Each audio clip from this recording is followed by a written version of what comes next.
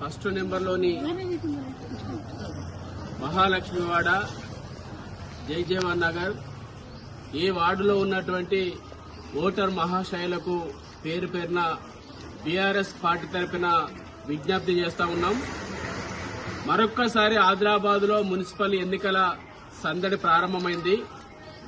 ఈ ఎన్నికల సందర్భంగా అనేక పార్టీలు వచ్చి, అనేక రాజకీయ పార్టీలు అనేక గుర్తులతో వచ్చి మనల్ని మోసం చేస్తారు.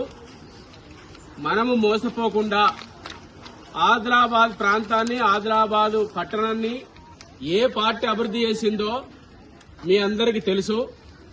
గతంలో ఈ 70-80 సంవత్సరాల స్వతంత్ర కాలంలో ఈ దేశాన్ని పరిపాలించినటువంటి కాంగ్రెస్ పార్టీ గాని, బీజేపీ పార్టీ గాని, రెండు జాతీయ పార్టీలు మన ప్రాంత అభివృద్ధి చేయడంలో నిర్లక్ష్యం వహించారు. కేవలం తెలంగాణ స్వరాష్ట్రం సాధించుకున్న తర్వాత ఆదిలాబాద్ లో జోగురామన్న గారు మంత్రిగా అయిన తర్వాత ఈ ఆదిలాబాద్ మున్సిపల్లో బీఆర్ఎస్ పార్టీ జోగు ప్రేమేంద్ర గారు చైర్మన్ అయిన తర్వాత ఈ 10 సంవత్సరాల కాలంలోనే ఆదిలాబాద్ మున్సిపల్ సంబంధించినటువంటి రోడ్లు కావచ్చు, నాళీలు కావచ్చు, ఇవాళ ప్రధాన కూడలిలు కావచ్చు, ఇవాళ అంబేద్కర్ చౌక్ గాని, వినాయక్ చౌక్ గాని, అలాగే అక్కడ తెలంగాణ చౌక్ ఉన్నటువంటి ఈ ప్రధాన కూడళ్లలో అటు ఐ లవ్ యూ ఆదిలాబాద్ గాని, ఆదిలాబాద్ ఎంట్రన్స్ అయినటువంటి అది ఒక ఎంట్రన్స్ ద్వారం గాని, ముఖద్వారం గాని, ఇవన్నీ కూడా ఆదిలాబాద్ పట్టణంలో BRS party municipal chairman, BRS party మన ప్రాంత మంత్రిగా వివరించినటువంటి జోగురామన్న గారి నాయకత్వంలో ఆదిలాబాద్ నియోజకవర్గంలో దాదాపు 4,000 కోట్ల రూపాయల నిధులు తీసుకొచ్చి ఈ ప్రాంతాన్ని అభివృద్ధి చేయడం జరిగింది. కానీ కాంగ్రెస్ పార్టీ రేవంత్ రెడ్డి ప్రభుత్వం అనేక బూటక హామీలు ఇచ్చి 420 హామీలు ఇచ్చి, కేసీఆర్ గారు 2,000 రూపాయలు పింఛన్ ఇస్తున్నారు కదా, నేను 4,000 ఇస్తాను. కేసీఆర్ గారు ఎకరానికి 10,000 ఇస్తున్నారు కదా రైతు బంధు, నా ప్రభుత్వం వచ్చిన తర్వాత నేను 15,000 ఇస్తున్నాను. లేదా మహిళలకు పింఛన్ 2,000 ఇస్తున్నారు కదా, మేము 4,000 ఇస్తాము. అదేవిధంగా వికలాంగులకు 6,000 ఇస్తాము. లేదా ప్రతి ఇంటిలో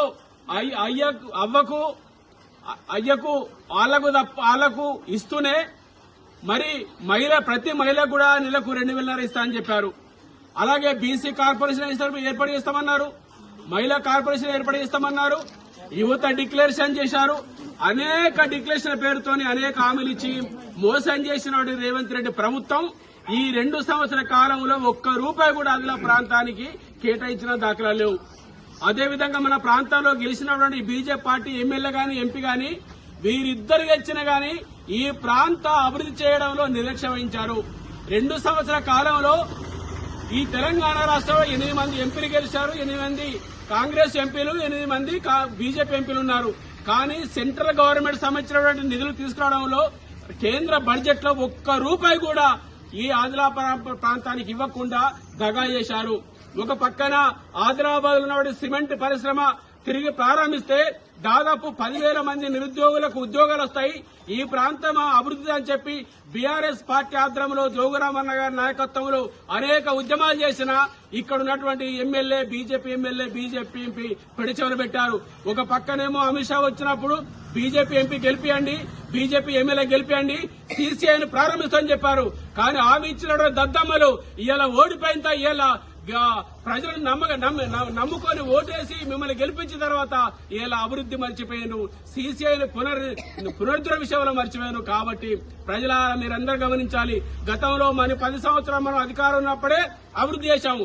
మరొక్కసారి మన ప్రాంతము అభివృద్ధి కావాలంటే, మరొక్కసారి మహాలక్ష్మివాడ వార్డు నెంబర్ అభివృద్ధి కావాలంటే కేవలం జోగురామన్న గారి వల్లనే, కేవలం బీఆర్ఎస్ పార్టీ గెలవడం వల్లనే సాధ్యమవుతుందని చెప్పి మీరందరూ కూడా ఆలోచించి బీఆర్ఎస్ పార్టీకి 1వ నెంబర్ పైన కారు గుర్తుపై ఉన్నటువంటి అలాలి మాయారాన్ని ఓటు వేసి గెలిపించాల్సిగా పేరున ఓటర్లకు విజ్ఞప్తి చేస్తా ఉన్నాం. జై తెలంగాణ, జై తెలంగాణ. జోగురామన్న గారి నాయకత్వం, జోగురామన్న గారి నాయకత్వం, కేసీఆర్ గారి నాయకత్వం. కారు గుర్తుకే, కారు గుర్తుకే.